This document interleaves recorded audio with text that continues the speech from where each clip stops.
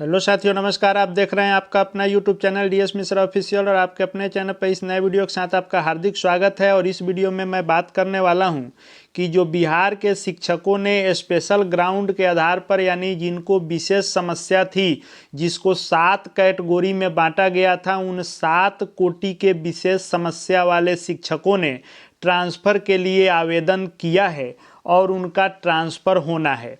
तो जिन्होंने भी ट्रांसफ़र के लिए आवेदन दिया, वे अपने विशेष अभ्यावेदन के आधार पर अपना मिनिमम 3 विकल्प और मैक्सिमम 10 विकल्प देकर उन्होंने आवेदन दिया। चूँकि समान ट्रांसफ़र की नियमावली रोक दी गई थी और विशेष अभ्यावेदन के आधार पर आवेदन लिए गए, जिस आधार पर सभी ने आवेदन दिया।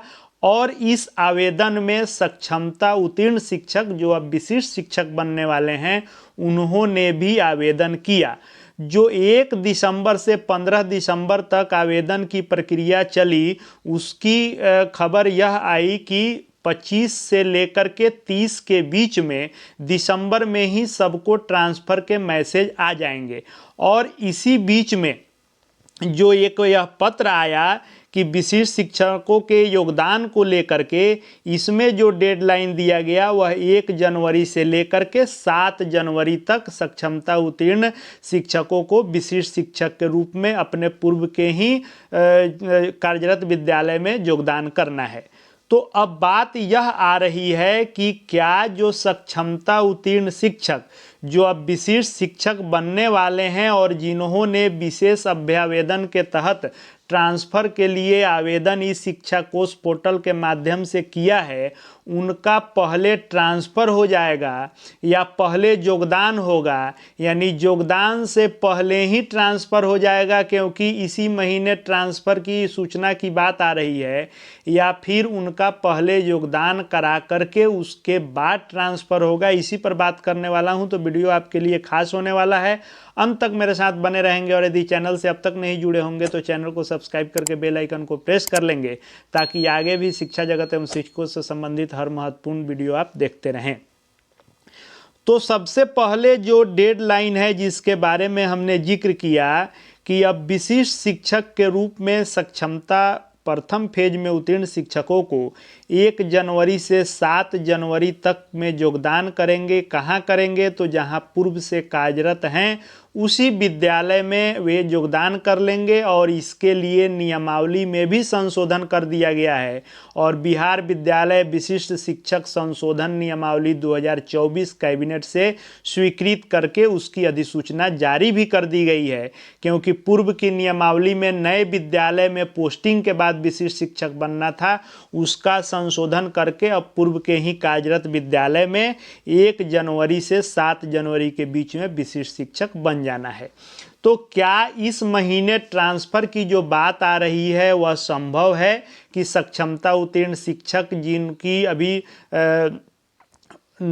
उसी विद्यालय में जिनका अभी योगदान नहीं हुआ है, क्या उनका ट्रांसफ़र पहले हो जाएगा? तो देखिए, जो पहले ट्रांसफ़र की स्थानांतरण नीति लाई गई, जिसका प्रेस रिलीज जारी हुआ, उसमें भी सबसे ऊपर लिखा हुआ था कि यह नीति स्थानीय निकाय द्वारा नियुक्त शिक्षकों पर लागू नहीं होगा, यानी वह स्थानांतरण नीति नियोजित शिक्षकों पर लागू नहीं हो रही थी। उसके बाद इसमें आगे भी जहाँ जहाँ जिक्र किया गया कि प्रथम चरण में सभी प्रकार के शिक्षकों, लेकिन स्थानीय निकाय के शिक्षकों को छोड़कर, यानी नियोजित शिक्षक का ट्रांसफ़र नहीं होगा। उसके आगे जब इसकी अधिसूचना जारी की गई, संकल्प जारी किया गया पत्रांक दिनांक के साथ, तो इसमें भी सभी जगहों पर इस बात का जिक्र किया गया। जो आप देखेंगे तो यहाँ पर आप ध्यान देंगे कि सभी जगह लिखा गया कि स्थानीय निकाय के शिक्षकों को छोड़कर। उसके बाद सबसे अंत में भी इसको मेंशन किया गया कि यह स्थानांतरण नीति स्थानीय निकाय द्वारा नियुक्त शिक्षकों पर लागू नहीं होगा।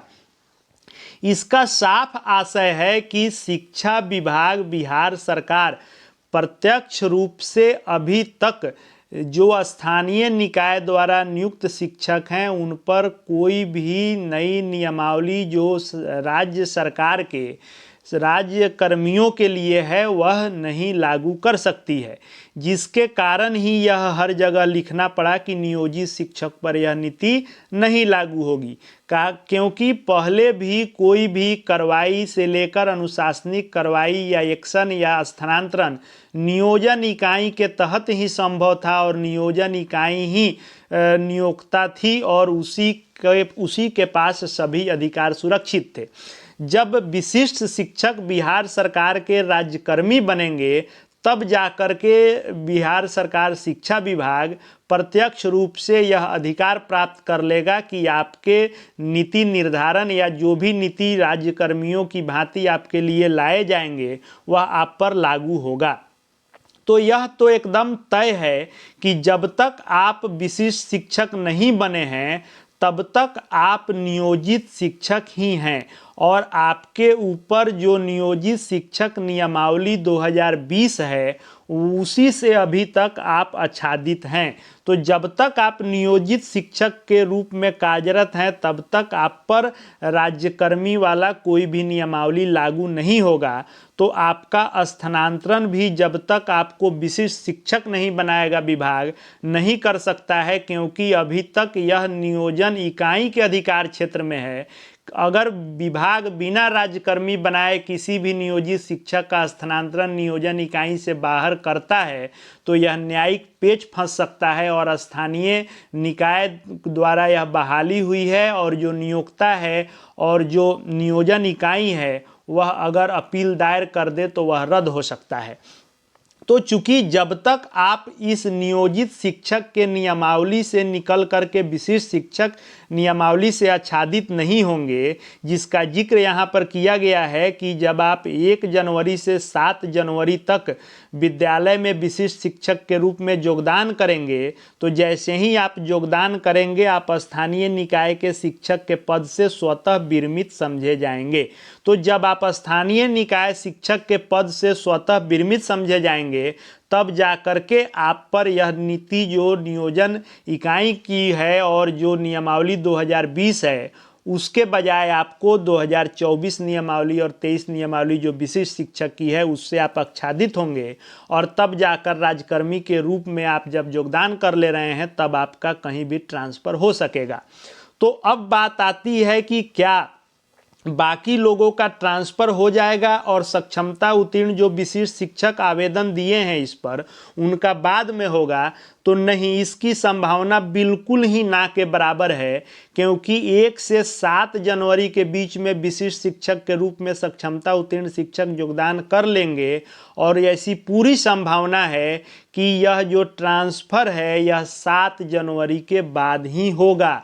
और शिक्षा विभाग से जो जानकारी निकल कर के आ रही है, शिक्षा विभाग ने स्क्रूटनी कर लिया है और ट्रांसफ़र की तैयारी में लगा हुआ है, लेकिन अधिकारियों का आदेश है कि अभी इस ट्रांसफ़र को थोड़ा रोक के रखना है जब तक विशिष्ट शिक्षक का योगदान नहीं हो जाता है, क्योंकि ट्रांसफ़र का लाभ अधिक से अधिक लोगों को देना है।